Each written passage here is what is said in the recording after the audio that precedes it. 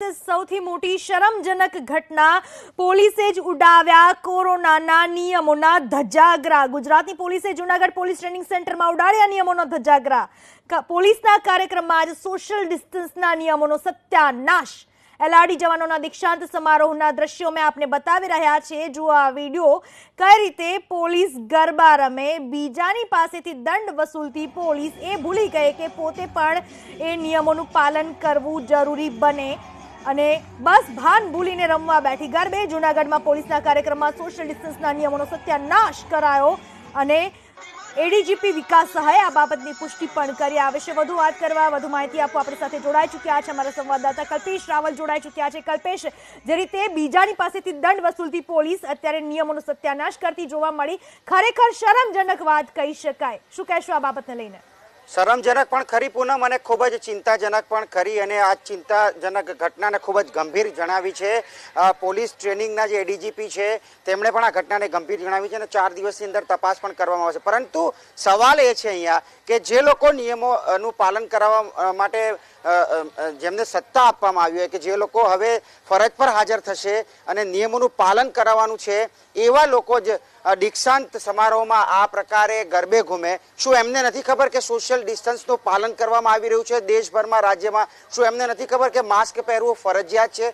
કેમ એમના માટે કોઈ નિયમો નડતા નથી? અત્યારે સૌથી મોટો સવાલ એ છે કે આપણે અમદાવાદ કે કોઈ પણ શહેરની બહાર જઈએ તો 4 રસ્તા ઉપર પોલીસ ઊભી હોય છે, તમે માસ્ક પહેરો છે કે કેમ? 1000 રૂપિયા દંડ ઉઘરાવવામાં આવે છે, અને જે લોકો આ નિયમોનું પાલન કરાવવામાં આવે છે, શું તેમને નિયમ નથી નડતા? આ પ્રકારના ગંભીર પ્રશ્નો પણ છે। અને આટલા મોટા પાયે કાર્યક્રમ હોય, શું સૌથી પહેલી જવાબદારી તો જે ટ્રેનિંગ કોલેજના પ્રિન્સિપાલ છે એમની જવાબદારી આવે? આટલા મોટા પાયે કાર્યક્રમો, શું એમની જાણ બહાર આ પ્રકારનો કાર્યક્રમ કરવામાં આવ્યો છે? આટલા મોટા પ્રમાણમાં કાર્યક્રમ કરવામાં આવ્યો છે? આવા અનેક સવાલો છે જેનો જવાબ આપવો પડશે પૂનમ। ચોક્કસથી કલ્પેશ, આભાર આપનો તમામ માહિતી બદલ। તો એલઆરડી જવાનોના દીક્ષાંત સમારોહ પહેલા કોરોનાના નિયમનો ભંગ કરાયો, તલવારો ઉછાળવામાં આવી, તલવાર સમડવામાં આવી, સાથે ગરબે ઘૂમવામાં આવ્યા। આ ખરેખર જે ઘટના સામે આવી છે એ વિડીયોની પુષ્ટિ પણ થઈ ચૂકી છે અને તપાસના આદેશની વાતો અત્યારે થઈ રહી છે। આ તમામ વિશે વધુ માહિતી મેળવી અમારા સંવાદદાતા નિકુંજ જાની પાસેથી। નિકુંજ, એલઆરડી જવાનો હજી વર્દી પહેર્યા પહેલા જ નિયમોનો ભંગ કરતા દેખાયા, શું કહેશો?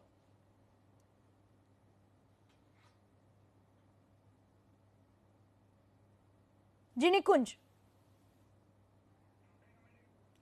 લાગે છે સંપર્ક કપાઈ ચૂક્યો છે। ગુજરાતની પોલીસે જૂનાગઢના પોલીસ ટ્રેનિંગ સેન્ટરમાં જે નિયમોના ધજાગરા ઉડાડ્યા, હવે કઈ રીતના તપાસ અને કેટલા જવાનો સામે, કેટલા બધા જે દ્રશ્યોમાં દેખાઈ રહ્યા છે, કઈ રીતની કાર્યવાહી થશે, એ સૌથી મોટો સવાલ ઉભો થાય છે। આ બાબત વિશે વધુ માહિતી મેળવીએ કલ્પેશ રાવલ અમારા સંવાદદાતા પાસેથી।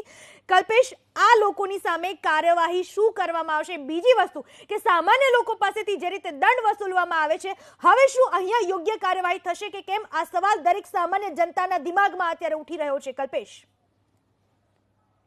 મેં અગાઉ કહ્યું એમ આ જે એલઆરડી જવાનો છે એમને દીક્ષાંત પાસિંગ આઉટ પરેડ હતી, એના પહેલાનો આ સાંસ્કૃતિક કાર્યક્રમ હતો। સામાન્ય રીતે કોઈએ પોતાનો પ્રસંગ પણ કરવો હોય ને પૂનમ, તો સરકારની મંજૂરી લેવી પડે છે। 50 માણસ કે 100 માણસથી વધારે ભેગા ન કરી શકાય, સેનિટાઈઝર રાખવું પડશે, માસ્ક લગાવવા પડશે, એવા કેટલાય નિયમોની યાદી, અને નિયમોની યાદીમાંથી પસાર થઈને પોતાનો કાર્યક્રમ કરવાનો હોય, એમાં પણ બીતા એ કાર્યક્રમ કરતા હોય। જ્યારે અહીંયા તો છૂટો દોર મળ્યો એ પ્રકારના દ્રશ્ય છે, જાણે નવરાત્રી, કોઈ પણ કોરોના ના હોય અને આપણે જાણે નવરાત્રીના દ્રશ્યો હોય, જ્યારે કોઈ પાર્ટી પ્લોટના દ્રશ્યો હોય, એ પ્રકારના દ્રશ્યો, ચોંકાવનારા દ્રશ્યો જોવા મળી રહ્યા છે નવરાત્રીના સમયમાં।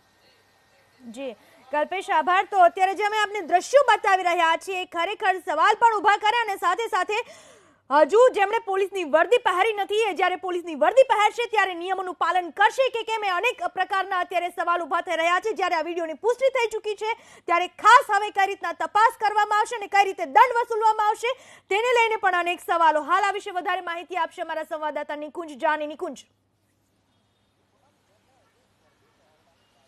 જી પૂનમ, જેમને હજી વર્દી પહેરવાની બાકી હતી, નિયમોની અમલવારી કરાવવાની બાકી હતી, તે જ જાહેરની અંદર નિયમોના ધજાગરા ઉડતા હોય તે પ્રકારના કાર્યક્રમની અંદર જોવા મળ્યા છે।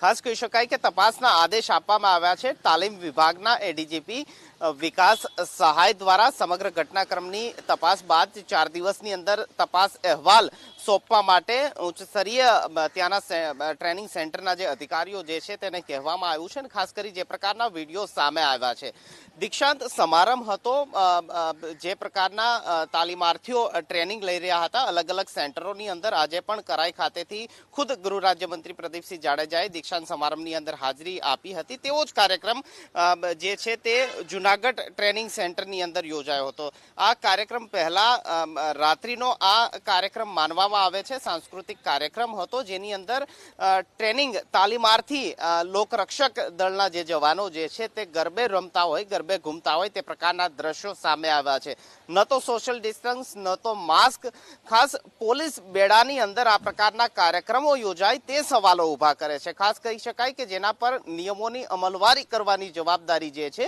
તે જ ખુદ નિયમો તોડતા હોય તે પ્રકારની પરિસ્થિતિ જે છે તે જોવા મળી રહી છે ખેર તાલીમાર્થીઓ તો તાલીમ રહી રહ્યા હતા હવે એમને તેને પોલીસ વિભાગની અંદર તેઓ સામેલ થશે પરંતુ સમગ્ર આયોજન ત્યાંના ટ્રેનિંગ મુખ્ય જે તાલીમાર્થી જે છે જે ટ્રેનિંગ આપે છે ત્યાંના જે અધિકારીઓ જે છે તેમની રજા વગર ન આવડો મોટો કાર્યક્રમ યોજી શકાય ખાસ તેમના સામે સવાલો ઉભા થાય છે કે જ્યારે આ પ્રકારની કોરોના સંક્રમણની ગાઈડલાઈન હોય લગ્ન સમારંભની અંદર પણ 100 લોકો ઉપસ્થિત થઈ શકે તે પ્રકારની વાત હોય વધુ લોકો હોય તો માસ્ક કે બીજા બાબતનો તમામ માહિતી બદલ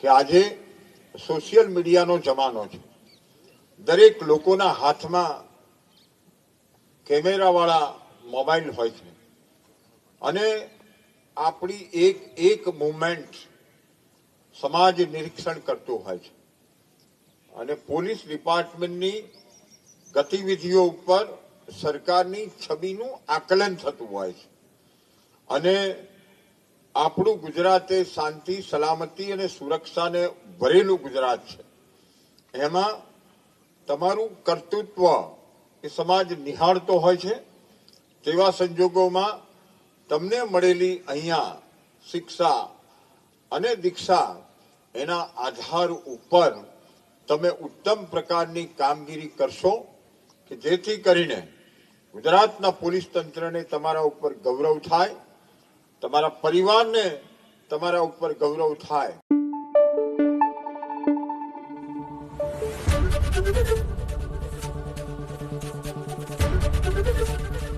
એબીપી અસ્મિતા ગુજરાતની અસ્મિતા